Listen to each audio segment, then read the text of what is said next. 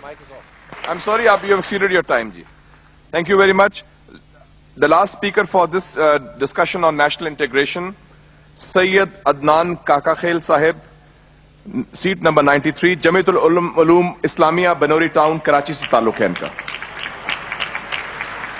Jamia उलूमुल Islamia Binori town Karachi. मेरे साथियों ने कल भी इस मौजू के ऊपर बहुत अच्छी बातें की. आज कोशिश करूंगा उन्हीं बातों की रोशनी में इसको बिल्कुल मुख्तसर अंदाज में पेश करूं.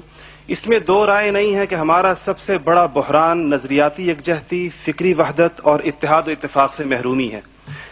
मगर सोचने की बात यह है कि ये महरूमी 58 साल गुजरने के बावजूद अभी तक क्यों है. उसकी वजह यह है कि वो जो बुनियादी प्लेटफॉर्म दिया गया था कि पाकिस्तान का मतलब क्या, ला इलाहा इल्लल्लाह, उस पर कंफ्यूजन्स पैदा कर दी गई. एक सोचे समझे मंसूबे के तहत अभी तक पूछा जा रहा है कि पाकिस्तान क्यों बनाया गया था, कायद का विजन क्या था. क्या ये चीजें बहुत क्लियर नहीं है? और क्या इस सवाल का जवाब मैं या आप दे सकते हैं या वो नस्ल दे सकती है जिसने तख्लीक पाकिस्तान के खाके में अपने खून से रंग भरा था. ये उनकी रूहों के साथ मजाक है. ये उनकी रूहों के साथ मजाक है. ये उनकी कुर्बानियों का मजाक है कि जी आप तो कट मरे, हमें समझ ही ना आया कि आपका मसला क्या था. हमारा दूसरा बड़ा मसला अमन व अमान की दिगरगू सूरत हाल है. और बदकिस्मती से इसको बाज़ औक़ात कहा जाता है कि इस्लाम जिम्मेदार है. हालांकि कुरान का मुताला बताता है कि सबसे ज्यादा इस्लाम अमन व अमान के ऊपर जोर देता है. इब्राहीम अलैहिस्सलाम की दुआ तो जरा देखिए. मईशत की बात बाद में करते हैं, इकोनॉमी की बात बाद में करते हैं, पहले अमन की बात करते हैं. फरमाते हैं रब्बि जअल हाज़ल बलद आमिना, इलाही मेरी इस बस्ती को अमन का गहवारा बना दे. फिर फरमाते हैं वर्ज़ुक़ अहलहू मिनस समरात, इसमें रहने वालों को इनकी मईशत भी ठीक कर दीजिए. और अल्लाह ताला भी जब अपने इनामात गिनवाते हैं तो फरमाते हैं इब्राहीम अलैहिस्सलाम को कि वइज़ जअलनल बैत मसाबतन लिन्नासि व अमना, हमने आपको एक ऐसी जगह बसाया जिसको बार बार आने की जगह और अमन का गहवारा बनाया. ये तो बात बिल्कुल वाज़ेह है. मसला ये है हमारा अमन व अमान तबाह क्यों हुआ, हमारा नौजवान किस तरह दहशतगर्दों का आला बना, और हम रोज बरोज लाकानूनियत की दलदल में क्यों धंसे जा रहे हैं. जनाब सदर, नोट करने की बात है कि ये सबक उसको किसी मजहब ने नहीं सिखाया, ये सबक उसको किसी दीन ने नहीं बताया. ये तबकाती तफरीक, इस्तेहसाली निज़ाम, टैलेंट की बेकदरी, तालीमी ढांचे का खोखलापन, बे इंतहा करप्शन और इख्तियारात के नाजायज इस्तेमाल वो खौफनाक मसाइल हैं जो नौजवान को इस तरफ लेकर गए हैं. आप ये मसाइल हल कर दीजिए, आप ये मसाइल हल कर दीजिए, फिर देखिए ये नौजवान दहशतगर्द है या अमन पसंद है. हमारा तीसरा सबसे बड़ा मसला जो इस वक्त बहुत अहमियत का हामिल है, जमहूरी रिवायात का फुकदान है. हम अभी तक हकीकी जमहूरी कल्चर और अवामी मैंडेट के एहतराम के माहौल को पैदा करने में नाकाम रहे हैं. टूटती बनती असम्बलियों, इंतखाबी धांधलियों और जनाब सदर अहम कौमी मसाइल में पार्लियामेंट को बाईपास करने की रिवायात ने अवाम का एतमाद मौजूदा पॉलिटिकल सिस्टम से उठा दिया है. इसके लिए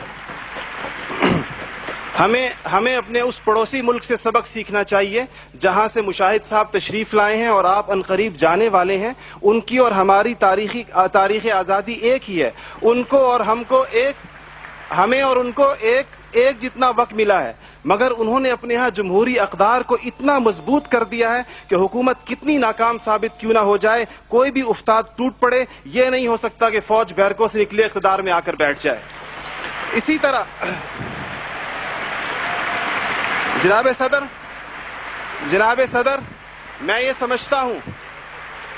समझता हूं कि आज इस हॉल में लगी हुई कायद की तस्वीर आपसे पूछ रही है, आगे आप खड़े हुए हैं कि जनरल तुम तो सरहदों के रखवाले हो, तुमको ईवान इख्तिदार की राह किसने दिखाई है. और जनाब आला, हमारा तीसरा सबसे बड़ा मसला एलीट क्लास इकोनॉमी है. आपके आदादो शुमार के जादूगर कह रहे हैं कि मईशत तरक्की कर रही है, ज़र मुबादला के ज़खायर बढ़ रहे हैं, कर्जे कम हो गए हैं, कशकोल टूट गई है. आप बार बार कहते हैं पहले हम मांगने जाते थे, अब हम देने जाते हैं. और अवाम हैरान है कि खुदाया क्या माजरा है. मईशत तरक्की कर रही है, गरीब का चूल्हा बुझ रहा है, ज़र मुबादला के ज़खायर बढ़ रहे हैं, पेट्रोल की कीमतें आसमान से बातें कर रही हैं, रुपए की روپے کی قیمت ڈی ویلیو ہوتے ہوتے کہاں آ کھڑی ہوئی ہے. اور اس کے بعد ایک اور بات جناب صدر, آپ نے کہا کہ بسنت منانے سے کچھ نہیں ہوتا. اسلام تفریح سے ہرگز منع نہیں کرتا, بلکہ صحت مند تفریح کی حوصلہ افزائی کرتا ہے, مگر خدارا محروموں لاچاروں کی آرزوؤں کے مزار پر دھما چوکڑی نہ مچائی جائے. دیکھیں اسلام یہ کہتا ہے اگر ایک گھر کے اندر ایک عجیب تاثر ہے, ٹھیک ہے لوگ انفرادی طور پہ پتنگ اڑائیں, کوئی اس کو حرام نہیں کہتا, مگر جب ایک غریب دیکھتا ہے کہ میرے پیٹ میں روٹی نہیں, میرا صدر پتنگ بازی کر رہا ہے, تو وہ یوں سمجھتا ہے کہ ہمارے درمیان کوئی گیپ ہے. آپ بالکل وہ سمجھتا ہے, غریب کہتا ہے کہ میں, غریب دیکھتا ہے, غریب آپ کو اس کے احساسات کا بالکل اس طرح لگتا ہے ایک گھر کے اندر میت پڑی ہو اور آپ دوسرے گھر کے اندر ڈرم بجائیں کہ میں تو آزاد ہوں, غم تو تمہارا ہے میرا نہیں ہے. تو اس کو کوئی بھی اس کی اجازت نہیں دے گا, کوئی بھی مذہب کہے گا کہ نہیں, اس کا احساس کیجئے, اس کے اشک شوئی کریں, اس کو سینے سے لگائیے.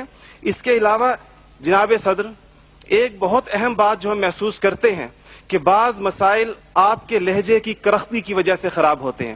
آپ بلوچستان کے عوام سے کہتے ہیں تمہیں ہم وہاں سے ہٹ کریں گے, تمہیں پتہ ہی نہیں چلے گا ہم نے تمہیں کہاں سے ہٹ کیا ہے. یہ چیزیں آپ قوم کے بڑے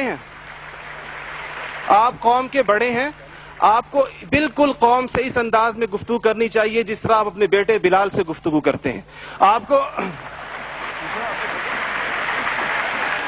اس کے جناب صدر آپ کا لہجہ جو ہے, وردی کی بات میری بہن نے کی, وردی کی بات تو آپ نے خود 14 کروڑ عوام سے کہا تھا میں 31 دسمبر کو اتار دوں گا, پھر قوم کے وسیع تر مفاد میں آپ وعدے سے مکر گئے. تھینک یو جی, شکریہ, مہربانی, تھینک یو. آپ کا ٹائم ہو گیا ہوگا جی.